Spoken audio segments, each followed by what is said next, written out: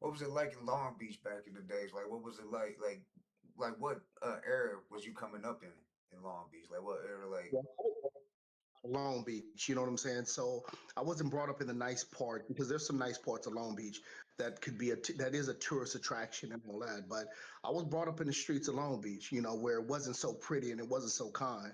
You know what I'm saying? And I was brought up in the street life, and I grew up in the gang territory and the gang life, and I participated in all the antics that what I'm saying we are groomed in. You know what I'm saying? Are groomed to be as you develop.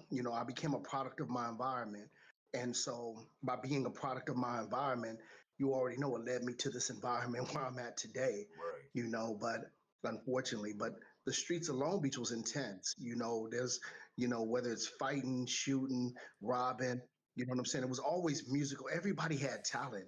And that was the crazy thing, whether it was in sports, whether it was in music, but it was like, if you're lucky you stay in that lane, but if you're not, you go back to the street life and you just caught up in that street life, and that's a recipe for disaster in itself.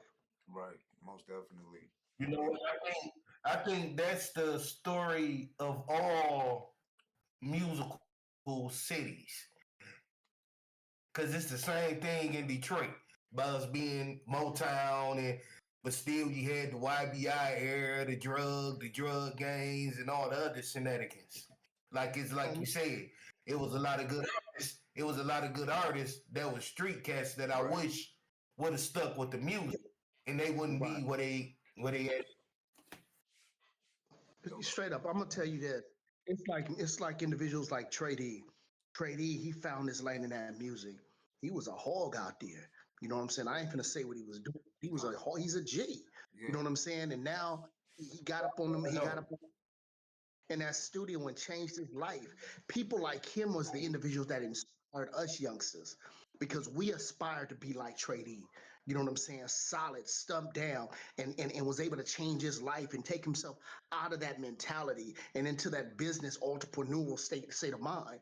You know what I'm saying? And we needed more people like him, but we didn't have enough. There were right, too many old heads back here that were caught up in their own triple stages of darkness of being deaf, dumb, and blind, and they were constantly being our own anchor, making us follow their footsteps instead of those who we should have been glorifying, who was able to rise up out of the set. You know what I'm saying, and do something better with their lives. facts. No, that's facts. Facts.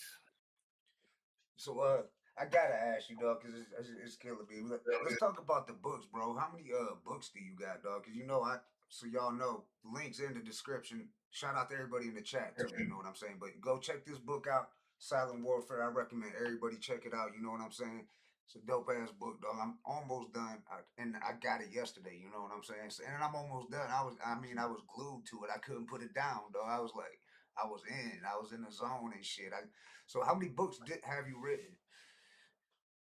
I've written 17 books so far. Or should I say, I've published 17 books so far. Now, the books, amount of books that I've written, Oh, right, that's a yeah. whole other. You know what I'm saying? Because there's still a lot of books that I haven't even published yet, and that I haven't even jumped in yet, and that I have to go back and edit and either rewrite or do some other things too. But I've published 17 books thus far. Okay, that's yeah. Congratulations on that. That's dope.